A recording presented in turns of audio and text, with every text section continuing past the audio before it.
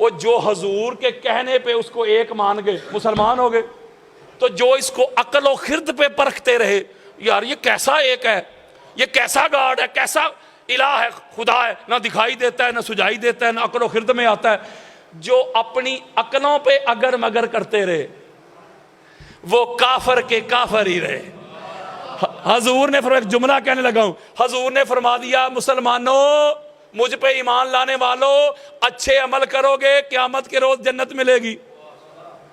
نہ کسی نے جنت دیکھی، حضور نے کہہ دیا، کہتے ٹھیک ہے جنت ہے۔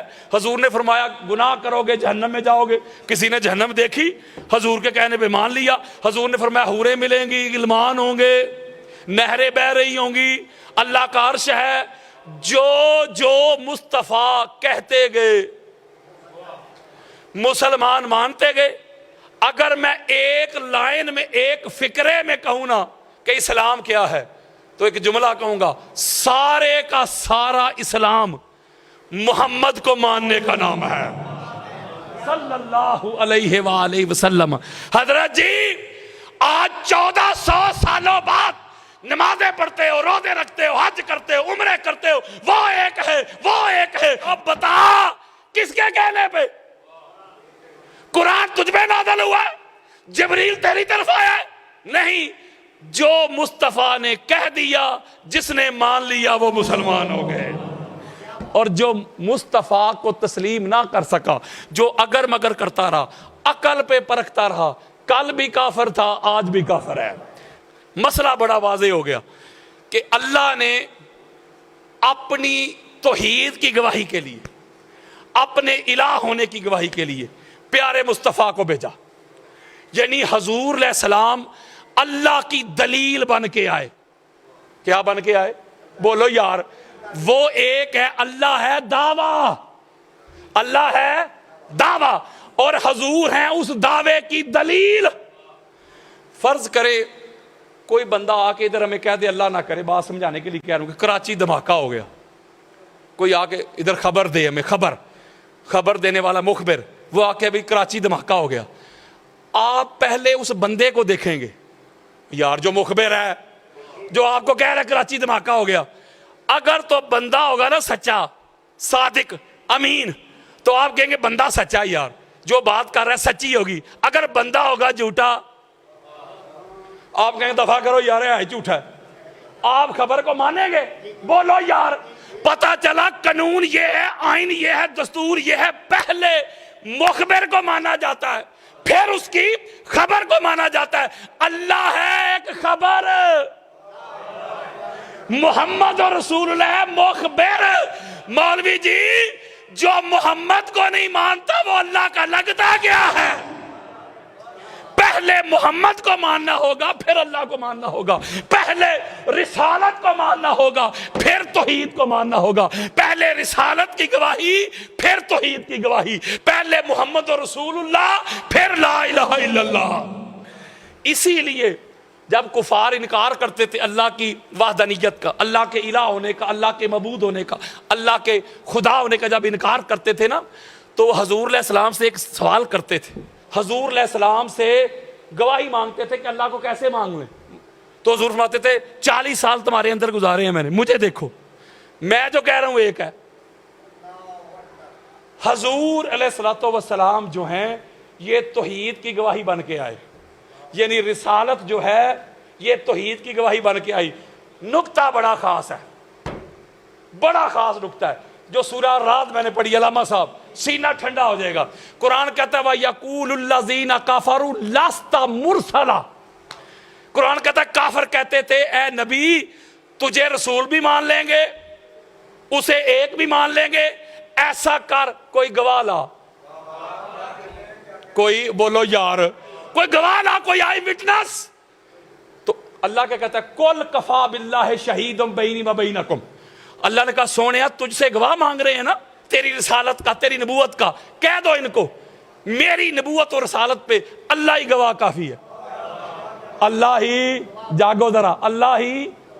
وہ کافر کہتے بھئی اللہ گواہ کیسے مان لیں جو نہ دکھائی دیتا ہے، نہ سجائی دیتا ہے، نہ عقل و خرد میں آتا ہے، نہ نظر آتا ہے، ہم تو آپ کو نبی نہیں مان رہے تو اس کو ایک بن دیکھے کیسے مان لیں؟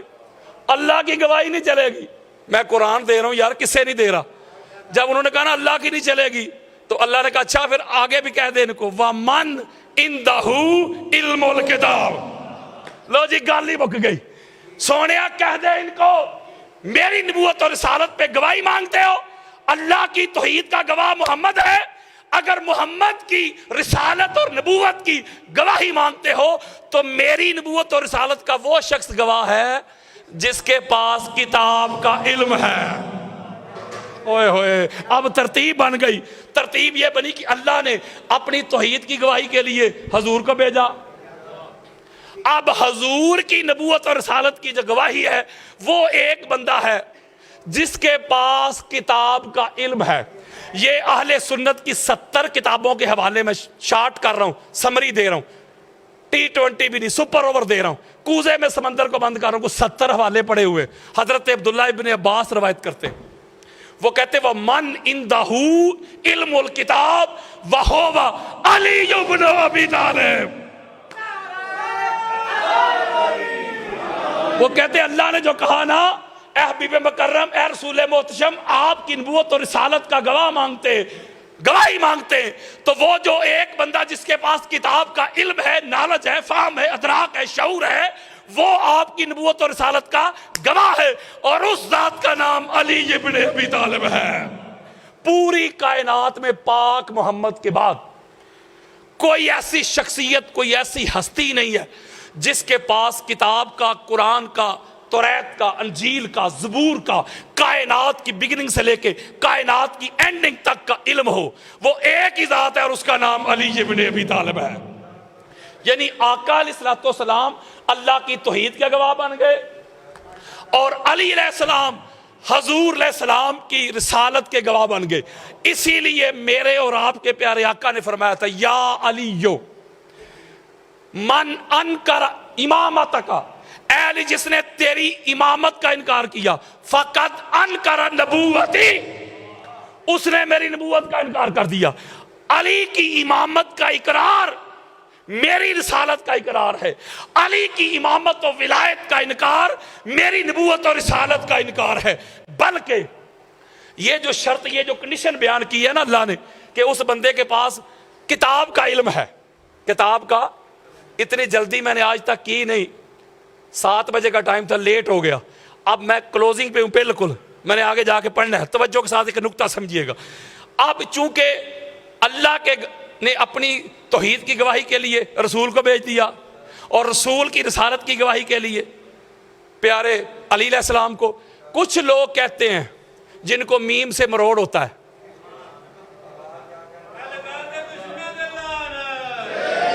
وہ این میم کے منکروں کو بڑے مروڑ اٹھتے ہیں. وہ کہتے ہیں وہ جس کے پاس کتاب کا علم ہے نا, وہ ہیں عبداللہ بن سلام رضی اللہ تعالیٰ عنہ. ایک صحابی ہیں, پہلے وہ یہودی تھے, اور یہودی تھے, حضور سے مناظرہ کرنے آئے تھے, لیکن جب ودھا کے مکھڑے کو دیکھا, مناظرہ ہوا میں, قدموں پہ گرے, کلمہ پڑھ کے مسلمان ہو گئے. اب بڑی خاص بات ہے, عبداللہ بن سلام ہیں مدنی صحابی, اور یہ جو جتنی بھی توحید کی آیات ہے نا, یہ ساری مکہ میں ہیں. نہیں سمجھ رہے, اور کافر مکہ میں تو تھے, مدینہ میں کافر نہیں تھے, یہودی تھے, یہود و نصارہ تھے. تو ساری آیات مکہ میں نازل ہوئی. یہ آیت مجیدہ مکی ہے. وہ عبداللہ بن سلام کا تو نام و نشان بھی نہیں تھا اس وقت. اور اگلی بات ہو رہی ہے حضور کے نبوت کے گواہ کی. حضور کے نبوت کے تو گواہ آئی وٹنس جسے کہتے ہو, وہ گواہ تو وہی ہوتا ہے نا جو کسی واقعہ میں وہاں حاضر اور موجود ہو. نہیں سمجھ رہے.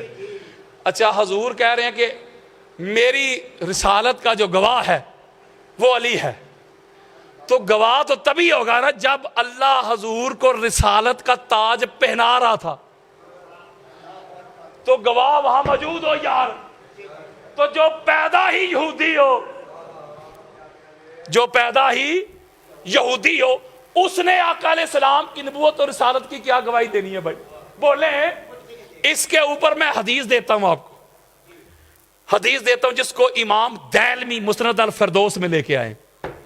آقا علیہ السلام فرماتے ہیں, حدیث قدسی ہے, آقا علیہ السلام فرماتے جب اللہ نے کائنات میں ابھی کوئی چیز تخلیق ہی نہیں کی، سب سے پہلے میرا اور علی کا نور تخلیق کیا۔